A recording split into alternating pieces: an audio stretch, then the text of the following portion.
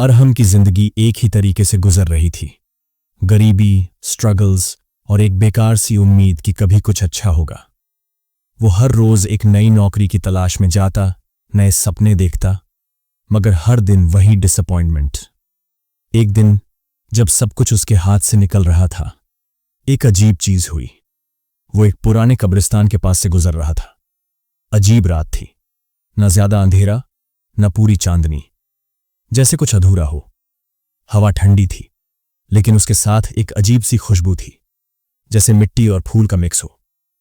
अरहम आगे बढ़ने वाला था, मगर उसका पैर एक पुरानी, जमीन में आधी दबी हुई किताब से टकराया।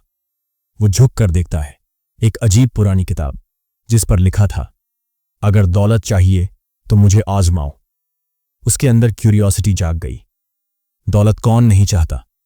उसने बिना सोचे किताब उठाई और घर ले आया। वो जानता नहीं था कि उस रात उसने जो किया वो सिर्फ एक किताब उठाना नहीं था, बल्कि एक पूरी दुनिया का दरवाजा खोल दिया था। उस रात जब सब सो रहे थे, अरहम ने किताब खोली।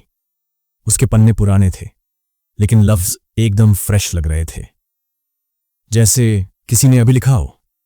एक जगह लिखा था, अगर दौलत चाहिए तो ये अल्फाज रात के 3 बजे बोलो। अरहम हंसा, लेकिन अंदर से एक अजीब सी क्यूरियोसिटी थी। क्या हो सकता है? क्या वाकई कुछ बदल सकता है? उसने सोचा, और बिना किसी डर के रात के 3 बजे वो वजीफा पढ़ दिया। एक पल के लिए कुछ नहीं हुआ, बस एक खामोशी। फिर हवा तेज होने लगी। एक हल्की सी चीख जैसे हवा में गूंज गई, ना पूरी औरत की, ना पूरा मर्द की, एक अजीब सी आवाज। फिर उसकी आंखों के कोने में एक साया दिखा, पहले धुंधला, फिर धीरे धीरे साफ होने लगा। उसके सामने एक लंबी पतली सी शक्ल बनी, आधा धुंधला आधा साफ, जैसे कोई तस्वीर जो पूरा जूम इन हो रही हो। एक औरत थी, लेकिन कोई आम औरत नहीं। उसकी आंखें गहरे समुंदर की तरह थीं, पर अंधेरे से भरी हुई। उसका चेहरा अजीब तरीके से खूबसूरत था, जैसे हर पल शेप बदल रहा हो। तुमने मुझे बुलाया? आवाज धीमी थी, लेकिन दिल के अंदर तक गूंज गई। अरहम चुप रहा। तुमने पैसा मांगा? उसने धीरे से सिर हिला दिया। तो पैसा मिलेगा, मगर एक शर्त है। अरहम ने पूछा, क्या? तभी उसका चेहरा और करीब आया। हर रात तुम मुझे बुलाओगे, मैं तुम्हें दौलत दूंगी, मगर तुम किसी और से प्यार नहीं करोगे। अगले ही दिन अरहम की जेब में पैसे थे, इतने जितने उसने कभी सोचे भी नहीं थे। हर जगह इज्जत, हर जगह शोहरत, लोग हैरान थे, घर वाले खुश थे। लेकिन हर रात जब वो अकेला होता, एक आवाज उसके कान में गूंजती, अरहम, तुम खुश हो ना? पहले तो वो इग्नोर करता रहा, मगर एक रात जब उसने अपनी आंखें खोली तो वो सामने थी, पूरे रूप में, एक इंसान की तरह, मगर उसकी आंखों में सिर्फ एक अजीब सी बेचैनी थी। मुझे तुमसे मोहब्बत हो गई है, अरहम। अरहम शौक में था। एक जिन एक इंसान से मोहब्बत कर चुका था। उसने कहा, तुम मुझे पैसा दे रही हो, बस यही रिश्ता है। वो हंसी, एक ठंडी हवा में गूंजती हुई हंसी। नहीं अरहम, मैंने तुम्हें सब कुछ दिया, अब तुम सिर्फ मेरे हो।